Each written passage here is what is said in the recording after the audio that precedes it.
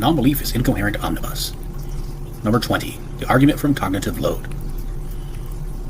Premise 1. Holding a state of non-belief requires constant cognitive effort to maintain neutrality. Premise 2.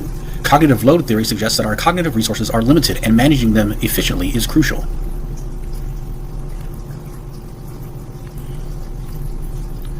Conclusion. Therefore, non-belief may not be sustainable or genuine state due to the high cognitive load required to maintain it. Let's look at the first premise. Holding a state of non-belief requires constant cognitive effort to maintain neutrality.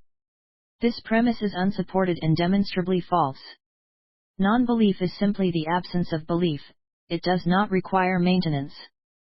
A person who lacks belief in a proposition does not need to exert effort to hold that state any more than one must exert effort to lack belief in astrology or unicorns. Consider a proposition for which we have no evidence, such as the existence of an undiscovered species of fish. Do we expend cognitive effort in rejecting this belief? No, because it is not a belief we are actively entertaining. Non-belief is the default state in the absence of compelling evidence. The brain does not need to maintain neutrality, it simply does not entertain a belief unless evidence prompts it. Thus, premise 1 is baseless.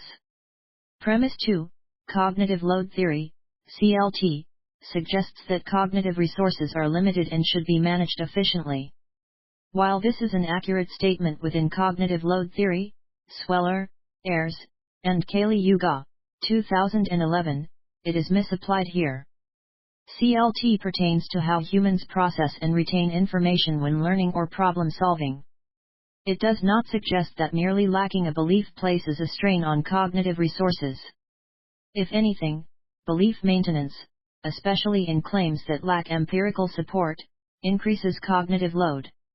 Religious believers, for example, often need to reconcile contradictions within doctrine, justify beliefs against counter-arguments, engage in apologetic to defend their positions. These activities impose an extraneous cognitive burden. By contrast, non-belief does not require the mental effort of sustaining, justifying, or defending a claim. Thus, premise 2 is irrelevant to the argument's conclusion. Conclusion, therefore, non-belief may not be a sustainable or genuine state due to the high cognitive load required to maintain it. This conclusion does not follow because both premises fail. Premise 1 is unsupported, and premise 2 is misapplied. Additionally, the hedging language, may not be and suggests, weakens the argument, making it non-committal and unfalsifiable. If an argument relies on vague possibility rather than demonstrable causation, it lacks persuasive power. Empirical evidence contradicts this conclusion. Millions of atheists and agnostics sustain non-belief without noticeable cognitive strain. If non-belief were unsustainable, we would expect their numbers to dwindle due to cognitive necessity, yet this does not happen. Final assessment. Premise 1 is unsupported and incorrect. Non-belief does not require cognitive effort.